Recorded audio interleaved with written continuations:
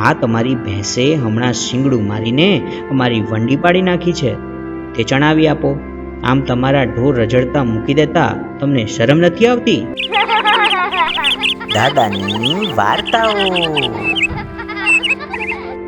એક નાનું સરખું ગામ હતું. એકવાર ગામમાં ભેંસો વેચાવા માટે આવી. ગામમાં એક પટેલ રહેતો હતો. એને થયું કે હું એક ભેંસ ખરીદી લઉં. જઈને તેણે પટલાણીને કહ્યું, સાંભળ્યું કે આપણે ભેંસ લેવી છે. આંગણે ભેંસ હોય તો સારું, છોકરા છૈયાને દૂધ મળે, બાકી મેળવીએ એનું દહીં થાય, ઘી થાય, ને જે સરસ મજાની છાશ થાય તે આડોશી પાડોશીને અપાય. પટલાણી કહે, એ બધું તો ઠીક, પણ આવી જાડી રેડ જેવી છાશ મારે મારા પાડોશીને નથી આપવી. છાશ તો હું મારા પિયરિયાને જ આપીશ.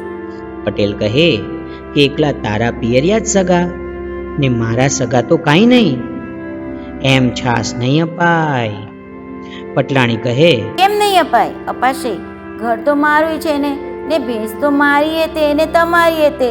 બહુ બહુ તો દૂધ તમારા સગાને, પણ છાશ તો મારા પિયરિયાને. પટેલ કહે, જોયો છે આ દંડો? પટલાણી કહે, તમારા સગાને આપો.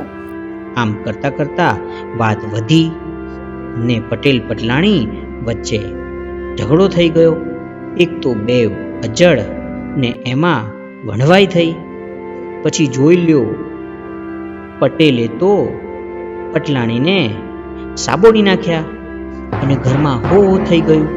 આડોશી પાડોશી દોડીને આવ્યા. બધા પૂછે છે કે પટેલ અને પટલાણી શું થયું છે? આ શું માંડ્યું છે?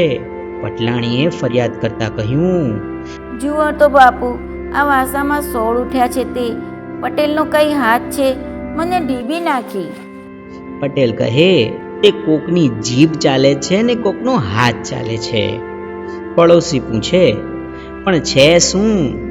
કજિયો શાનો છે? પટલાણી કહે, અમારો કજિયો તો છાશનો છે. પટેલ કે છે કે છાશ તારા પિયરિયાને નહીં, તે નહીં શું કામ? દૂધ ભલે ને એના સગા ખાય, મારા પિયરિયા સુધી છાશે નહીં, એ મારે નહીં ચાલે.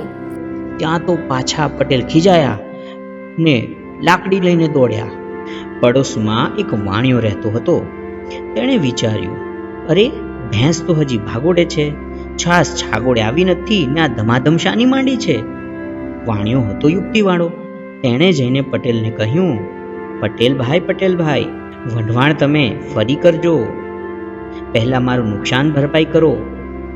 આ તમારી ભેંસે હમણાં શિંગડું મારીને અમારી વંડી પાડી નાખી છે, તે જણાવી આપો. આમ તમારા ઢોર રઝળતા મૂકી દેતા તમને શરમ નથી આવતી?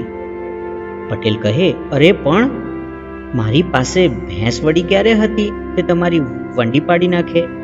વાણિયો કહે, ત્યારે તમે કઈ ભેંસની છાશ સારું લડો છો? પટેલ અને પટિયાણી શરમાઈ ગયા અને છાના માના પોતાના કામે લાગી ગયા.